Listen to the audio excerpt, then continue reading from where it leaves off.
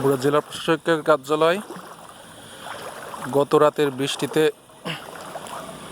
এত পরিমাণ বৃষ্টি হয়েছে যে মাগুরা শহরের প্রাণকেন্দ্র মাগুরা জেলা প্রশাসকের কার্যালয়ে প্রায় হাঁটু সমান পানি।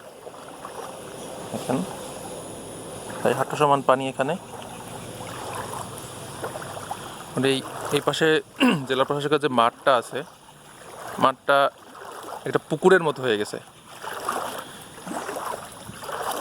এখানে যে কেউ চাইলে গোসল করতে চলে আসতে পারেন। এখানে প্রচুর পরিমাণে পানি, এখানে পানি বের হওয়ার কোনো জায়গা নেই।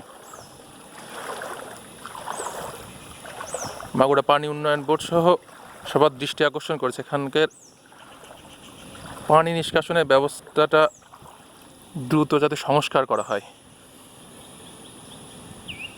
প্রচুর পানি এখানে।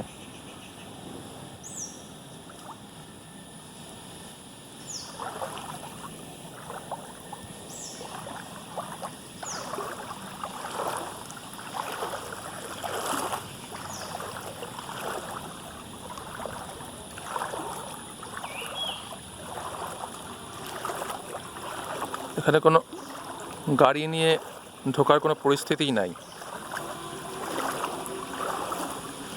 আর হাঁটা তো দূরের কথা। আপনারা যারা নোয়াখালী, ফেনী এদের বন্যা দেখছেন, তাদের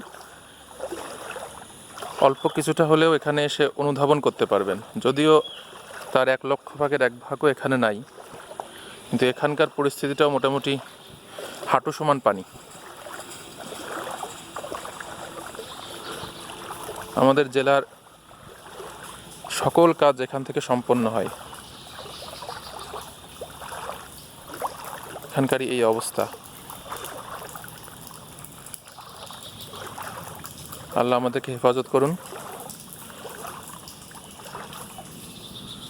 ফেনী সহ খুলনা, নোয়াখালী এবং অন্যান্য যেখানে বন্যা পরিস্থিতি তৈরি হয়েছে, তার জন্য অতি দ্রুত পরিস্থিতি যাতে স্বাভাবিক হয়। এটি জেলা প্রশাসকের কার্যালয় সংলগ্ন খেলার মাঠ। এই খেলার মাঠে বিভিন্ন ধরনের খেলাসহ জেলা প্রশাসকের আয়োজনে বিভিন্ন মেলার আয়োজন হয়ে থাকে। আজ তার অবস্থা মোটামুটি একটা দিঘির মতো।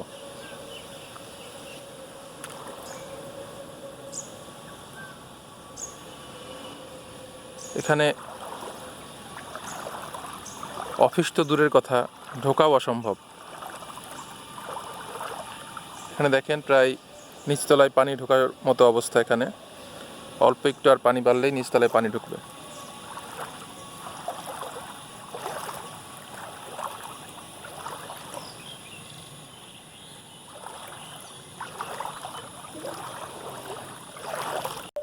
জেলা প্রশাসকের কার্যালয়ে ঢোকার প্রধান রাস্তা।